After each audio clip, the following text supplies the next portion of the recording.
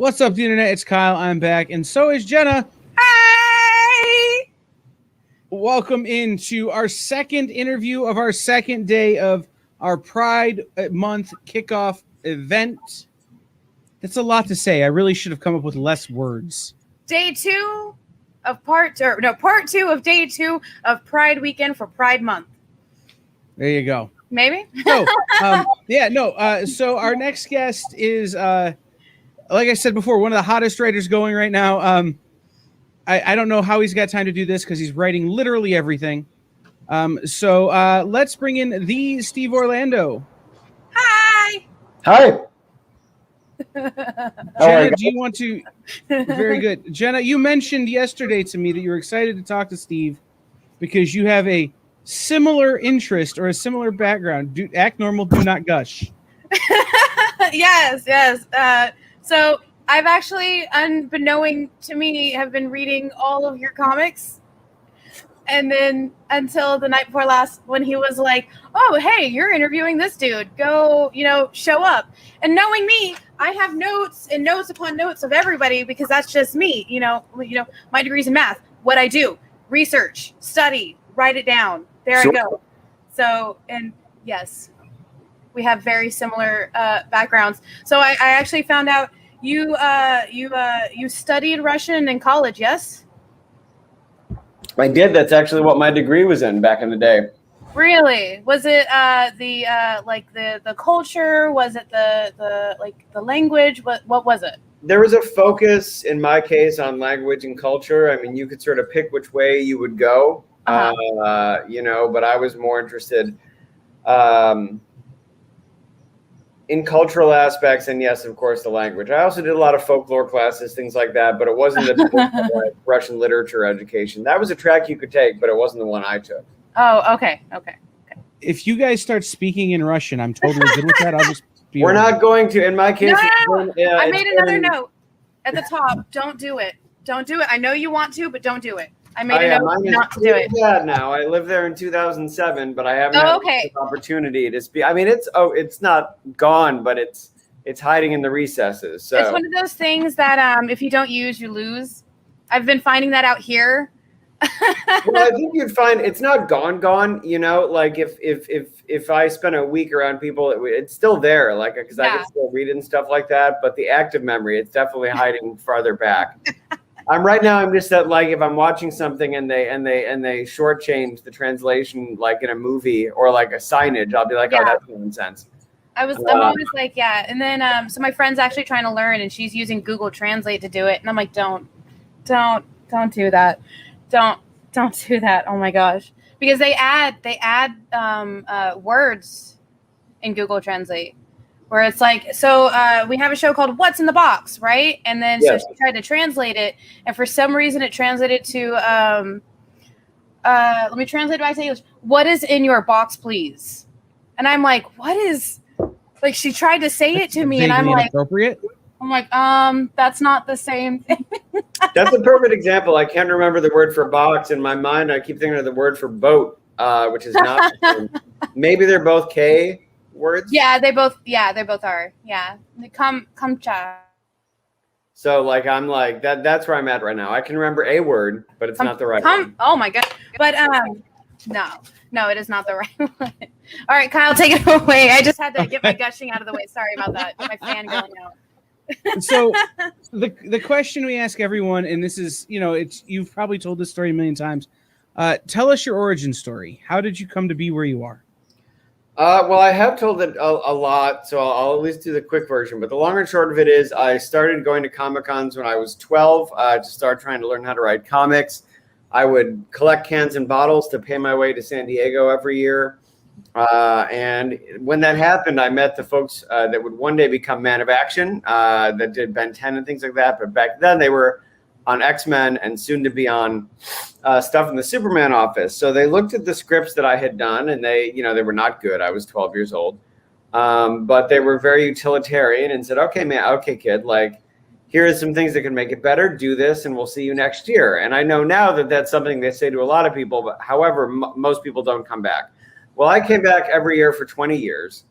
and in between high school, well, middle school, high school, college, 10 years of a day job after that. And over that time, I did new pitches every year. And finally, come when I was about 28, I did something that they said was publishable, and they handed it, as they promised to do when that happened. They introduced me to the folks at Image, and that became my first book, Undertow, which came out in 2014. And part and parcel of that, I'd also been doing a similar, like coming back every year and pitching and being stubborn with the folks at Vertigo. So soon around that time, I got my first work there doing some 8-page shorts for another one of my mentors, Will Dennis, who's no longer with DC. And so it's just a story basically of spending at that point 2/3 of my life, getting rejected, not giving up, getting better, listening to critiques, and finally getting to a place where, at least in the opinion of some, I'm ready to be a professional. So it's not a sexy story, but I do think it's one that people need to hear because it took a long time for me, longer than many people, but not as long as others. And it's good for people to know that it can happen.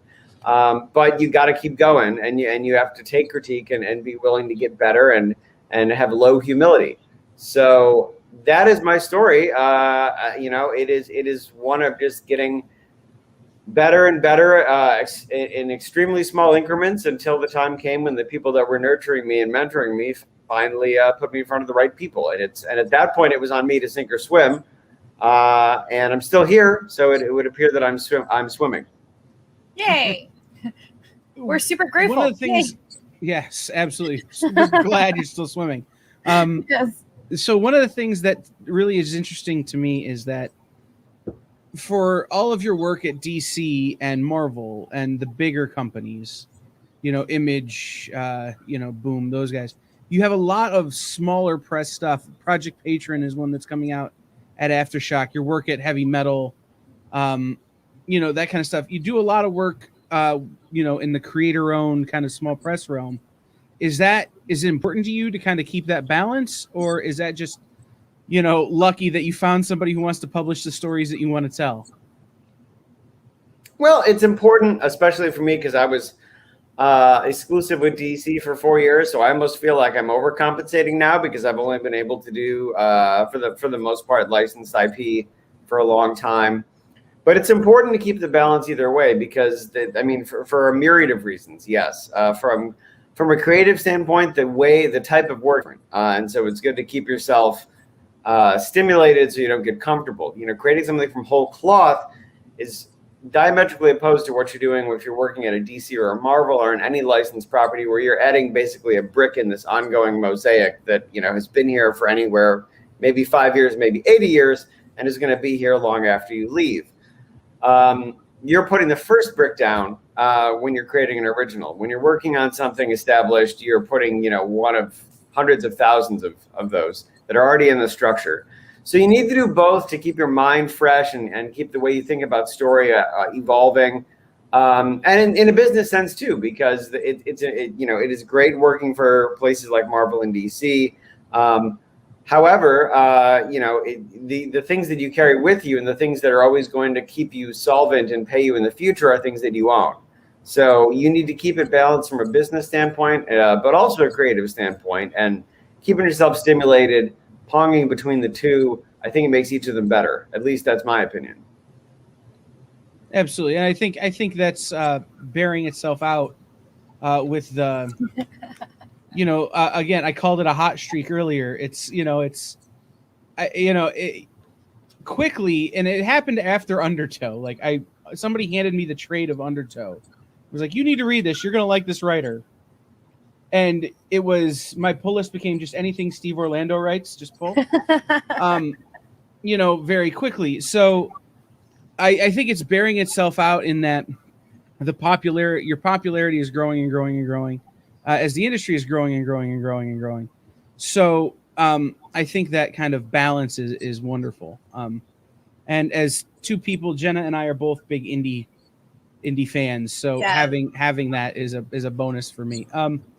So I want to ask you specifically about a book that comes out Wednesday, which is DC's Pride anthology that's coming out, and this is Pride Month, so I want to bring it up. You have a story in there amongst a bunch of other creators. When you're approaching an anthology, not just this one, but any kind of anthology you might be a part of, do you look at the way you approach the story differently? Well, so yes, but the question is less anthology and more just how many pages you have. And that, yeah, usually if you're doing an 8-pager, it is an anthology, so they sort of slide together. But a story is a story, so it's more about knowing how to accomplish, whatever you set out to do in however many pages you're given. And it's actually much harder. I tell folks that are trying to break in, everybody thinks that publishers want to see like your 100-issue epic, but it's actually much harder to write an 8-page story than it is a 20-page story, because it still has to have a beginning, middle, and end. It still has to have conflict, still has to have something to say, but you only have that very small space. So you are more thinking about how to be effective in the time you have. And yeah, in an anthology, usually you only get 8 to 10 pages. Or like going to be in the next issue of Razor Blades that Steve Fox and James Tynan do. That's a 4-page story. The smaller the story, the bigger the challenge, actually. And so it's sometimes the inverse of what people think. Because, I guess people look at George Martin and his inability to finish Game of Thrones. They're like, oh, this must be really hard. And that's hard for different reasons. But it is actually very challenging, the less space you have, to still tell an effective story that isn't just a collage. You want to have something to say. So with DC Pride, there was a lot of requests, actually. They wanted, because the ask was for me to fit Extraño, Constantine, and Midnighter into the story. Ooh. And when you read the story, you'll see how I did it. But yeah, it became, first things first, an exercise in problem solving. How can I do something that's again effective and moving, hopefully, and has something to say, definitely, film is little and is fun and isn't just like hitting you in the face in this small space. And that's usually the challenge of doing anthology work. And in 8 pages, how do you feed all 3 of those characters enough to feel like you've done enough work with each of them? Because independently, they can all carry their own book, independently they can all carry their own series. But yeah, I mean, that's the challenge. I think you'll see the thing. Like, to me, I mean, first of all, you basically can't. And that's fine, by the way. Like, it's better to pick one person who is the star of any story, and have others who are supporting. And when that happens, you just have to sort of realize how they're, like anything, the same with a 1-page or a one-issue story, the same with a miniseries. You're always going to have a star. Extraño is the star of the DC Pride story, by the way. And so what that does is it means Constantine and Midnighter function and have to be true, intriguing, fun versions of themselves. But the arc and the statement comes from Extraño. They're there to further whatever the thesis of the story is. And it would be the inverse if Midnighter was the star. It would be the inverse if Constantine was the star. So that's, that is part of the work. If you try to serve everyone, usually in a story that short, you end up kind of having nothing fully formed for any of them, so which is ambitious, but it's also can lead you into folly. So the goal with that, I set out, for Pride, to me, it was always going to be an Extraño story. He's the first out character in a Big 2 comic. North Star debuted first, but Extraño was out first. So for me, there was no question who the star of that story was going to be and who was going to be the driver of it. So, and without giving away anything about the story, how does that, knowing the background of the character, knowing that Midnighter, Extraño, and Constantine all have this kind of the rich history they have, how does that influence your writing on the whole? Like, do you pay attention to that for an anthology in the sense that trying to play along with their canon, or are you just trying to tell a small, succinct story with these 3 characters in it? You don't want to, in a short story, first of all, you want to acknowledge who the characters are. You must present the characters as true versions of themselves. But as you sort of hinted at, in 8 pages, people don't want a Wikipedia entry. So yeah, you want to you definitely want to allude to a greater history, but at the same time, your first obligation is to thrill people and please them in those 8 pages. So you'll see how we do it there. Like we acknowledge that these characters have known each other for a long time. But again, those moments, those 8 pages are what matter first. You don't want to have, if it's just buttressed up by, editorial captions or like, oh, go see Hellblazer 947 when John Constantine first kissed a man. Like, no, nobody wants that. You want to make people intrigued by the characters, so they then go track down these appearances and discover these things themselves with sort of joy that is self-directed rather than editorially dictated. I love that. Yeah. Joy that is self-directed rather than editorially dictated. I'm going to start telling that to my bosses.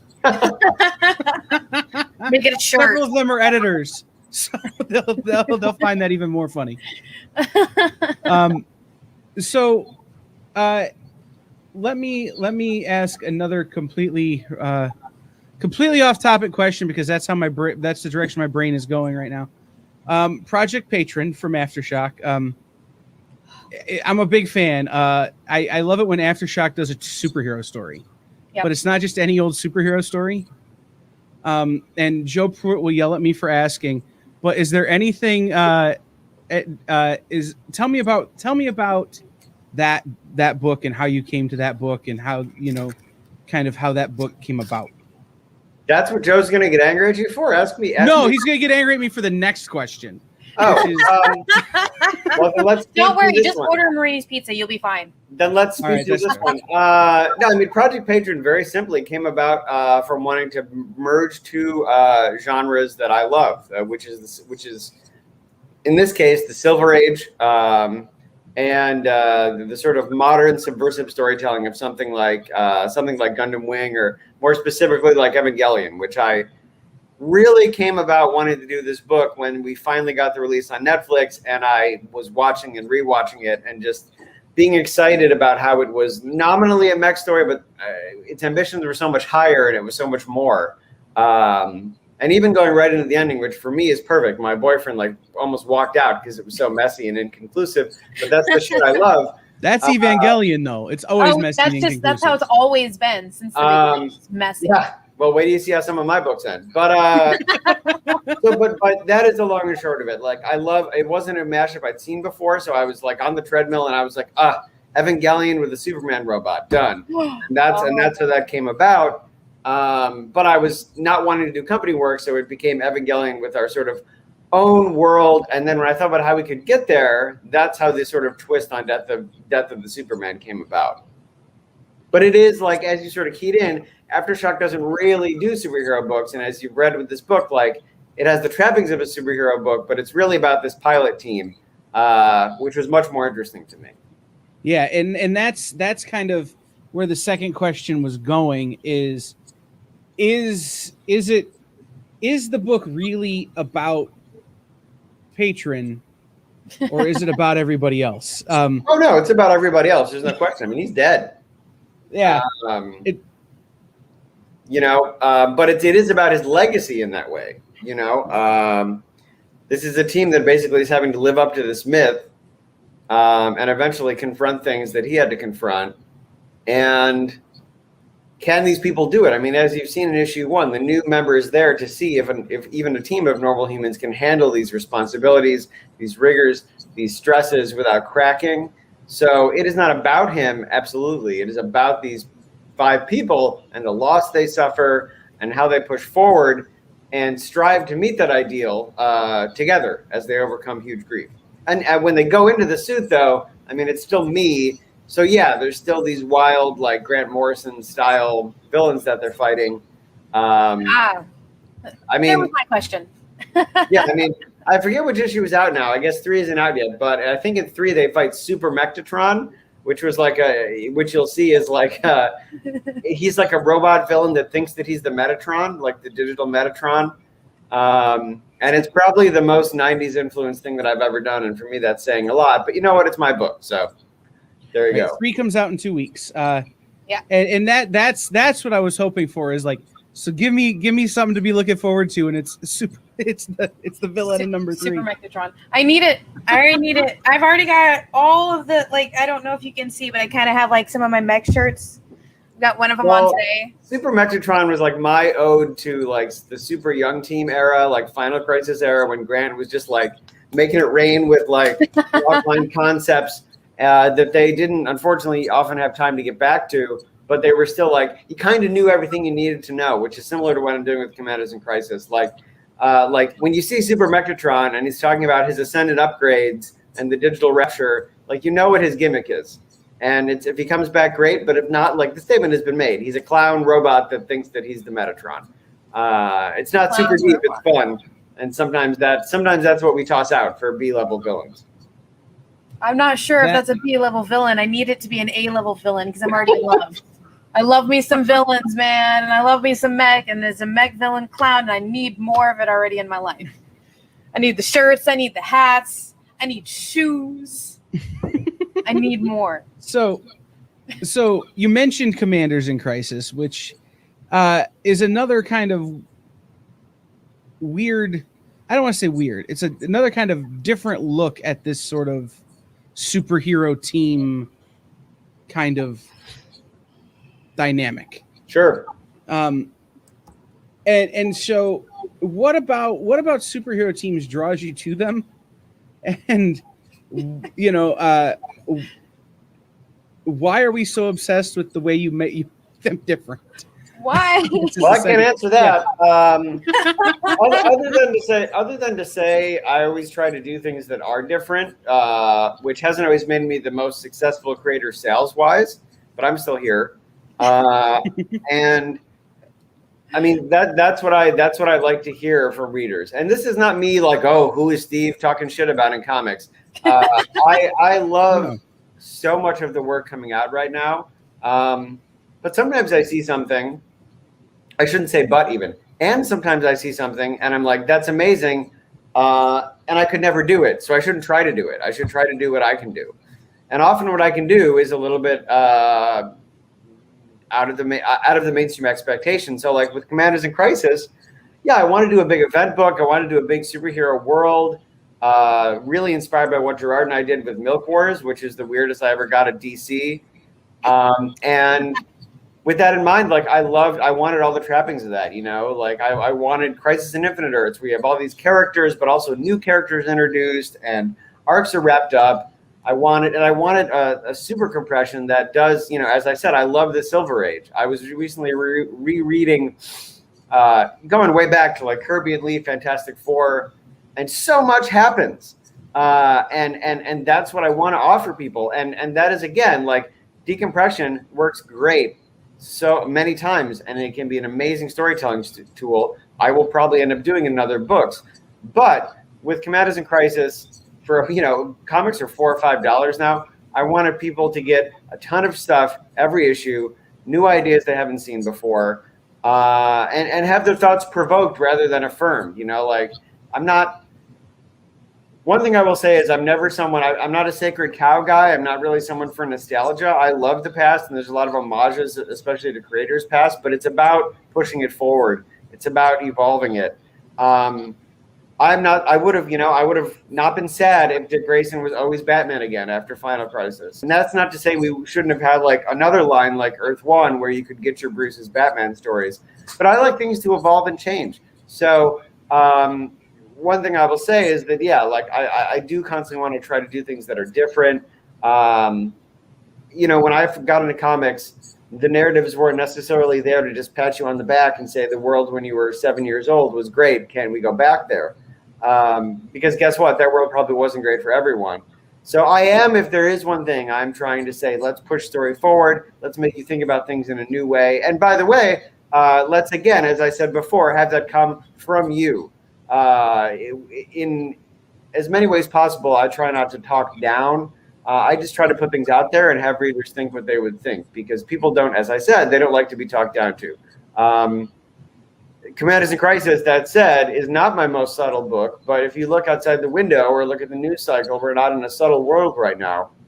So that is somewhat intentional because it is an unsubtle moment. the American Individuality Act was heavy satire when I started writing this book a year and a half ago, and now it seems like we could see it next week on the news. So what is satire? What is subtle in the present moment? I do not know. No. Nick is here. He says, "Hey, thanks for being here."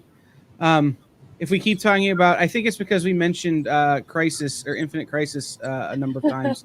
Nick is required to show up because it's Crisis like and Infinite magic. Crisis are two of his favorites.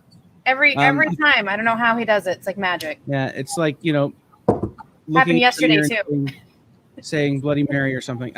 But so the last book I wanted to talk about, and then I know Jenna has pages of notes and questions. Just one.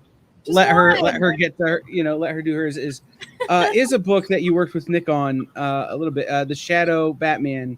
Sure. Crossover. So I am obsessed with the Shadow. Me too. He's my favorite character. I recently went through and picked up as many of the original Will Eisner Shadow books as I could pick up. Or not Will, Golden Age Shadow. Sorry. Yeah. Spirit Shadow. I haven't had coffee, but I have tea. Yeah, I got to finish my monster and then my brain will start working. But what's it like working with a character working with two characters that have that much history and then putting them together? Well, the thing about that, it does actually bring me back to what I had said before. Like, the Shadow is my favorite character, but I'm not a Sacred Cow guy. I love the stories with him set in the 30s and 20s and things like that. But something I realized when starting on this project between the two different editions is that that's our job, is to show new generations and new readers why we love a character. And the time period that he's originally set in, for some reason, the pulp characters are often thought of as not working in a modern context, when characters like Batman and Superman debuted only a decade later. But, Batman, it's not as though Batman is still wearing purple gloves and walking around in the 1930s. So it's a challenge to work with characters like the Shadow. And for me, loving something, just like in real life, doesn't mean you don't want it to change. So we wanted to find the core of the character, but then there was no question that in some way he was going to appear in the present, because we need to show new people why he's interesting, why these characters are vital. So we kept the core, and yeah, there was the challenge of going through and looking at what didn't fit anymore. In the case of things like Orientalism, which we dropped in our run, the Shadow he's not the white guy that goes to the East and learns how to be great at hypnotism better than any of them. We now Shambhala is this extra dimensional place that is not just in the quote Far East. There's entrances all over the world, and it is a place where many bad people, like the Shadow was, learn to be better. So we wanted to remove things that were dated, and present him in a way that, if you had never learned about the Shadow or knew the Shadow before, you still got why he was cool. And I think that it's actually a boon to have Batman on board for that, because everybody knows, not everybody, but the vast majority of people in the world know who Batman is. So it's very easy to contrast and say who the Shadow is then when they're standing next to each other. So that's why when we kicked off Batman Shadow at DC, it was with that goal. We were going to, say that all those other stories happened, but this was going to be in the present moment, and this was going to examine the similarities and differences, and show how both characters were vital. So for me, what's it like? It's an honor, it's a responsibility, but it's also a fun challenge, because it would have been easy to just do stories set in the 30s. But I really wanted to show people for whom that time period is completely unrelatable. I mean, if you're 20 years old now, you don't know, that's like learning about, that's like reading the Iliad to you, basically. So which is fair. That was almost 90 years ago coming up. So the Shadow is going to be 100 very soon. So our job was to give a love letter to long-term fans, but also be welcoming to new fans. And that's the excitement. That's the biggest challenge. And look, you're not going to make everyone happy. I know there were people who were not weren't super psyched about the way Riley drew the Shadow's hat, for example. But we need to expand the base to make these characters, to give them a new life and revive them. So we certainly had to take a scalpel to some things. But, you know, like I said before, the characters that these icons, people like the Shadow and Doc Savage influenced, have been allowed to change, grow, and evolve. And these characters should too. So we do it with love. We do it with hope. At least that's the goal. Well, and I just want to shout out Riley Rossimo. It was one of the greatest going. Like, I love Riley. Great dude. Super killer artist. You know, we don't get to hang out because of COVID. I haven't got to see him in like 2 years. It's the longest I've ever gone without a Riley Rossimo commission. Are you in Calgary? No, but I go to Canada for Toronto and a couple other shows. I'm right on. An hour from Canada, so. Oh, word. That's not fair. You're just showing off, Kyle. You're showing off. Well, it's because I'm in South Texas. A little bit. The border is like 2 hours that way. So. All right, Jenna. I know you had stuff you wanted to ask Steve. I do. Because we could get more into the weeds, he and I. But why don't you go ahead and. All right. So, actually, my brother had a question for you when I was doing the research on your stuff. He wants to know, do you like writing for a pre-existing character, or do you like writing for a newer character that you created more? Like, what is the sort of like, how does the process for you to write for each of these characters differ? Yeah, I mean, we hit on that a little bit earlier. Like, they're different. I don't think I like one more than the other. You kind of need to do both to keep yourself fresh. Yeah. But how does it differ is an easy answer. You know, like, I mean, you're not building on anything when you're doing an original. You're building the foundation. When you're doing an established character, you're putting an addition on the house. And it is very different, because once you're building, if you're putting on an addition, you know, you kind of want it to match, and you know sort of what you can do, what you can't do, what you can push, what you can't push. And there are rules. There are narrative rules, not rules, not legal rules. You know, and so in some ways that's easier, because folks know broadly, when you know what the core of Batman is, you know what a Batman story is, and you can stretch that and you can challenge it, but you don't have to figure it out from whole cloth. When you're creating original, you're not just building the foundation, you're building the physics of the story, the world. So it's, like I said, it's very different. In some ways, it's easier working on established characters because, again, you know broadly what a character is about. But then it's also harder, because then how do you do something new and thought-provoking when there are hundreds and hundreds of stories with these characters that have been told? So they're very challenging in both ways. It's not an easy job, and if you think it is, then you're probably not taking it seriously enough. For folks, when you do something that people are going to pay money for, it should be hard. But one is not better or more interesting than the other. I think you need to constantly challenge yourself in both ways. So you kind of like going back and forth between doing both then. Is that what it is? Absolutely. Okay. All right. And then, so another one is, so my niece, she's 15. She absolutely adores some of the stuff that you've been doing. When she found out, what'd she read? The English script for the Mercy trailer. And me and her just started like squeeing really loud, because we love that series. Like, that's just something me and her like really like come down to. And it's just, we had so much fun. Anyways, she was like, well, what else would he be doing? What else would he be doing? And so I tried to phrase that as a question that I could ask you. What would you be doing if you weren't doing comics? I was a wine and spirit specialist for 10 years before comics. Okay. So I would, and I like that world a lot, you know. I'm a big culture person, and there's like no greater connection, I think. Maybe music, but food and culture are so intrinsically linked. Yeah. I would probably go back to that. I mean, one of my idols is Anthony Bourdain. That is a world I would love to go back to someday. However, I'm happy to be a spectator in it, because restaurant life is extremely grueling, and I have immense respect for anyone who's in it.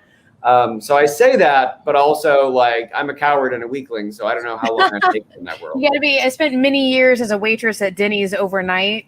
You have to be very hard. Yeah, so Denny's is where I started writing comics. Actually, I was so frequent at the Central New York Denny's I would go to, because I'd work my day job, and then I would go to Denny's at like 10 or 11 and be there till like 5 a.m. Hey. But I was so frequent there that eventually my free refills of coffee just rolled over into free coffee. Yeah, we do that. We do that to the regulars. But yeah, so restaurant business is it made me hard enough that I actually ended up working security in downtown. Sure. Work on the docks. So yeah, the restaurant business can be what's the best word? Fun. See, this is the next book. It's now that unfortunately Anthony's no longer with us, someone has to make comic books about food. We need follow-ups to maybe that's the crossover, right? Is Steve Orlando's take on that. Well, I mean, stay tuned if I get a chance in the future. But I will say, I do always try to have food and communal moments in most of my books. So because it's so much comes from that. There's so much about meeting around a table. I mean, I love and joke about the Fast and Furious franchise so often, but there is something to the fact that it's a $1 billion franchise that always ends with found family meeting around a barbecue or a meal or something. That happens in real life. I mean, that's just... Well, that's convention family too. It's that's the thing I miss about conventions is going out with the random people I only ever see at conventions and getting terrible people. I don't like to gather around the food in the green room, but that's because I just don't eat Fritos. But yes, after the con, absolutely, 100%. So many people that you don't see because we're not traveling as much anymore. It is really wild. I have and then the other joke about that is, the year before COVID, I did 30 conventions, which is too many. Oh, wow. And I got so well known at the Philadelphia Airport wine bar that I started to I knew what my order was because I always had layovers there. I was like, this is too much. We need to dial it back. I had this little wine and cheese plate is not that good. But anyway, no, it is there is something to that. The thing I missed most during the pandemic was being able to cook for friends and meet over those. There is such an exchange of culture there.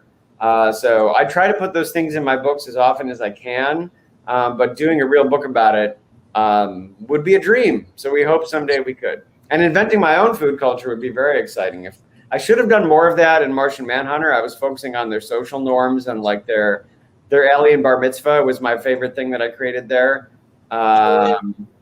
But I should have looked into their eating more too.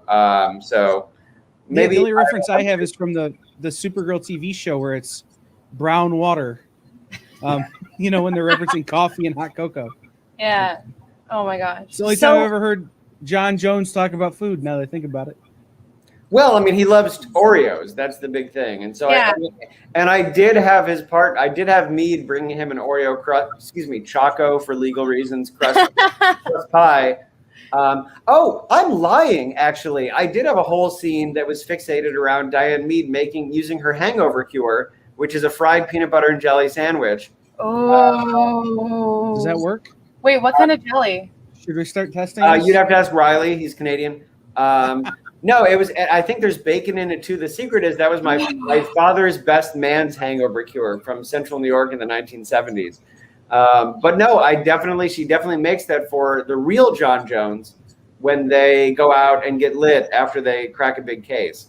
Oh my God! So it does. I did because Riley and I. I'm going to try it with grape jelly. You can try it with strawberry. We'll meet back here in about 2 hours. Well, you'll notice that Riley and I always have a food scene and always have a food hidden the floor scene. Like in Batman Shadow, when that nice nurse, when the nice aide at Arkham gets killed, the house special domain hits the floor in extreme detail. And that's mostly because I like to torture Riley and be like, here's this very complicated food. Now you have to not only draw it, but it's blowing up. I'll see you in a week.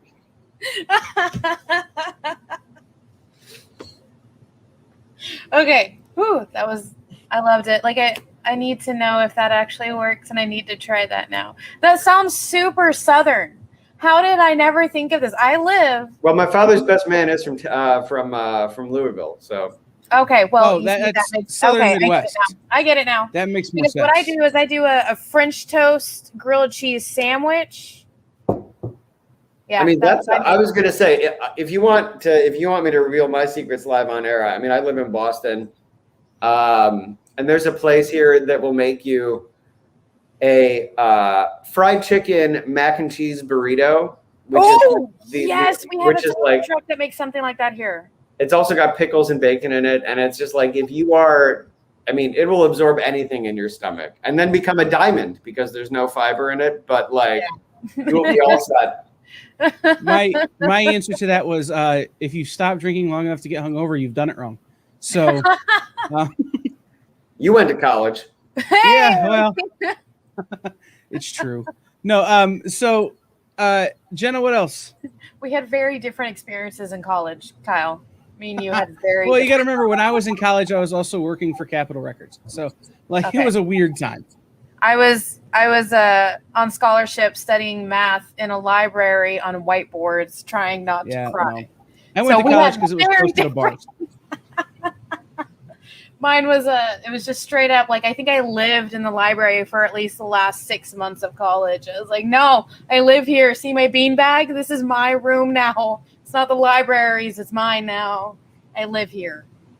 So I had a question. Do you like video games? This is a boring answer, but they're not really my thing. I can't lie to you. My boyfriend is big into them. I will sit next to him and read while he's playing them. That said, I do always play the new Mortal Kombat when it comes out, and I finished Aftermath last year. Okay. And by the way, shout out to Sean Kittleson, who's a comic writer, but also mostly writes for NetherRealm. Like, he did the Injustice story, he did Mortal Kombat 10, and also 11. And I'm shocked actually by how fun the story of those games are. And and the funny thing is too, like, this will tell you how long it's been since I played a video game. Like, I love the way that you basically are just playing the fights in a movie now in those games. Yeah. Because when I was a kid, I was a fighting game guy, but you basically just had to read the story from the back of the game. So I love the story modes of those things now, because you're basically just watching a movie. You don't pick a character, you play whoever is, in the fight at the moment. And so it's like my favorite thing now. That's how Injustice 2 was, and I loved it. And MK11, MK Aftermath the same way. But I was really surprised, like, the stories themselves are really tight. I shouldn't be surprised because Sean is a great writer, but I hadn't played a game in so long, and I was like, this is really tight. It's really fun. And for Mortal Kombat, it's brutal, but also, like, it's surprisingly introspective now for 20 years on, and you have, like, old Johnny Cage meeting young douchebag Johnny Cage. Like, I was really, really happy with it. And I'm impressed by gaming, but I find myself often personally impatient with it. So I'm just as happy to sit and, like, read something on my pad or my endless reading list of books that I don't have time for, while my boyfriend is actually playing those things. And he's a Xenoblade guy, to answer your question. Yeah, I'm a huge fan of the Injustice and Mortal Kombat, especially both the Injustices, depending on whoever I played, was a completely different ending.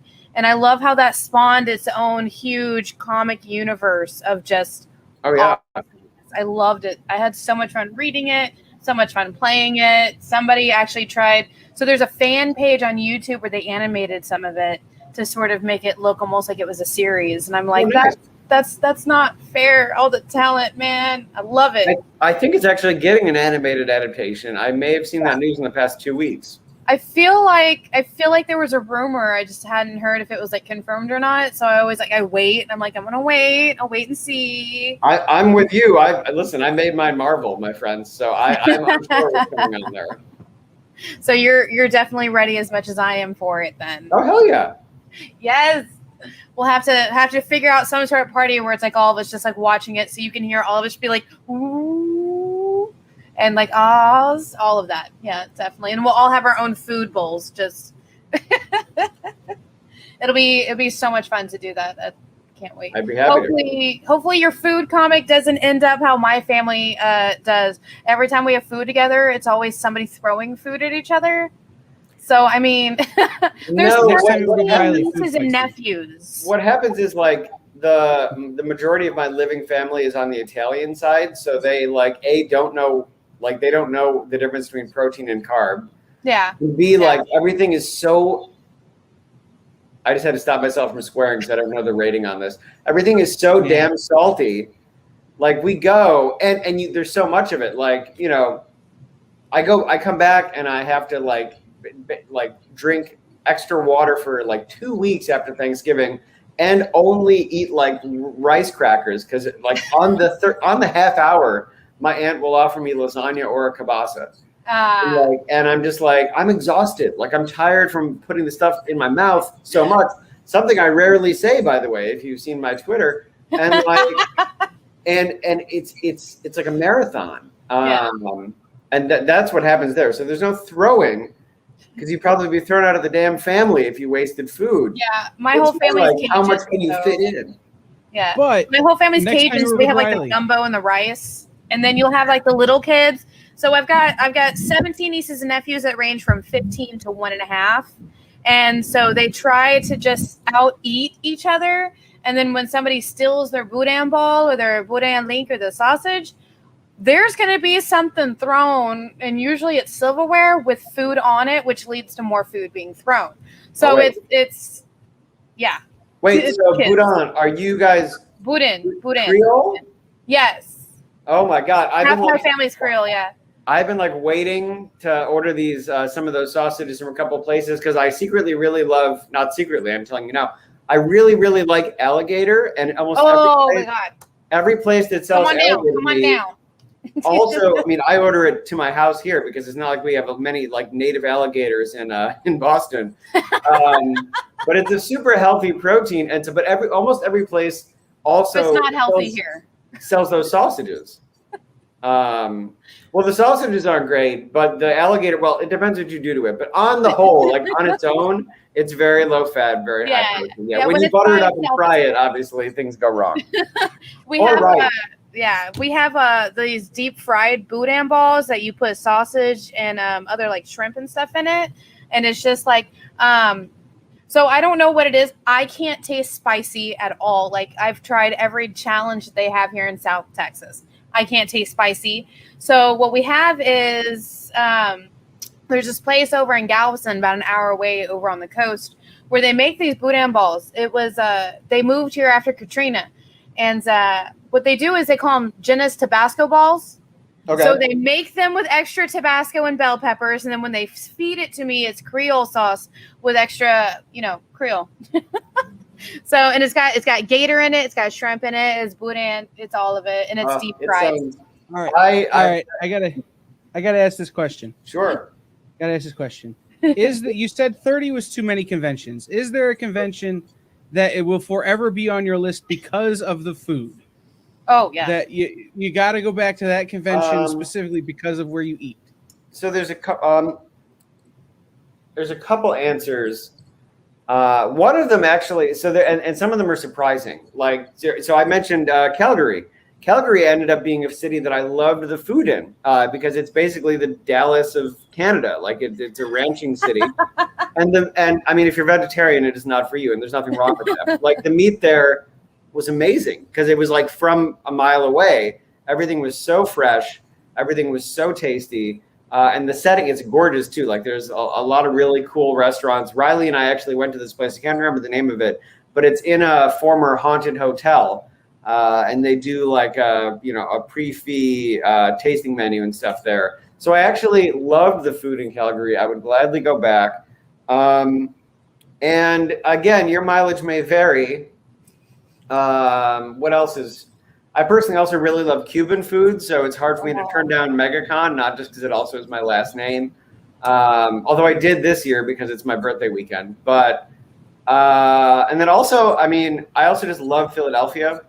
And again, it depends what you like, but I love Scrapple. I love those like amazing breakfast sandwiches in the South Jersey, Philadelphia area, pardon me. And my friend and I actually went to the steak place that's in the movie Creed, which is in North Philly. Ooh. And like, it is not fine dining, but it was one of I mean, it's so amazing and so fresh. That was the thing. Like we went in, because the one in the movie that Donnie and Tessa Thompson, I can't remember her character's name, go to is a real place called Max's Steaks. And when you go in, like I didn't get service for like 10 minutes. And I was like, what's going on? A line is building and things like that. And then I realized that they wait until there's enough people that they can make 10 fresh sandwiches. And so nothing is sitting around. So they waited till there was like 10 people, and then they banged us all out immediately. So we all got like a grill fresh sandwich, which, by the way, something you'll find, in case you couldn't tell my personality, I like it. I hate, I can never back down from a challenge. So she was like, "Are you going after a hole?" I was like, "Obviously a hole. Why are you even asking?" And that shit, it was like, I can't even show you on my screen. It was the biggest baguette I've ever seen, but I had to eat the whole thing. It ended up being like almost 2.5 feet of sandwich. Don't let the sandwich beat you. Well, but that's the thing. Like, then we walk in the back and they have boozy milkshakes and smoothies. And I was like, I don't want that crap. But then as I'm eating through this thing, I'm like, no, I absolutely need it. The same thing happened to me in Nashville, where they have these things called bushwhackers, which is basically a chocolate and vanilla milkshake with bourbon in it. And so I went to Prince's Hot Chicken, and of course they were like, "You want the extra? You want what hotness level do you want?" And I was like, "What the hottest? Like, why are you even asking?" And then to make it worse, they were like, "Oh, it's really hot, honey." I was like, "Yeah, let's double down. I'll take 2. So let's roll."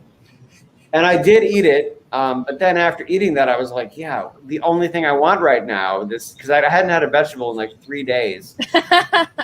And I was like, the only thing I want right now is a milkshake full of booze. So, but yeah, Philly. Welcome to the South. I know. Well, yes. I don't know how people don't die at 30 of a heart attack there, but the food is amazing. So yeah, Philly was a great food city as well. Depending on, for me, like it's very, again, I was talking about food and culture, and like at a place like Max's, people just seem very proud of what they do. They only do 1 or 2 things, but it's all great. And it feels like you're part of history when you're going there. That is so. In Calgary, was it the Fairmont Palliser? No, I would actually probably recognize the name if you said it, but that was not it. I ate 2. I mean, I had a lot of good places there, but the 2 places that had tasting menus were the Haunted Place that I can't remember, that Riley would remember, and then I believe there's a place called the River Cafe or something like that. And it was a restaurant on a little island in the middle of that river that runs through the city. And it was also super, super gorgeous. My sources are telling me the other big one is the Hose and Hound. That sounds like a place I would have to. Well, those are the 2 most haunted restaurants in Calgary, according to them. So okay. I should also shout out Orlando for the gay bar called Southern Nights. I'm originally from New York, and then I went to Boston. Like I'm a Northeast guy, and we go there with my friend Mike Pero, who you might know is a massive gay bear wrestler. He's like 6'4", 380, great dude. And he's like, "Oh, we'll take you out, Orlando," because he's originally from up by me. And we go to Southern Nights, and they're like, "Oh, it's $25 to get in." I was like, $25? That's the biggest fucking cover I've ever heard. Fuck you, man. And they're like, "Oh no, it's not a cover. It's $25 all you can drink." Yeah. And I realized, I'm in Florida. So I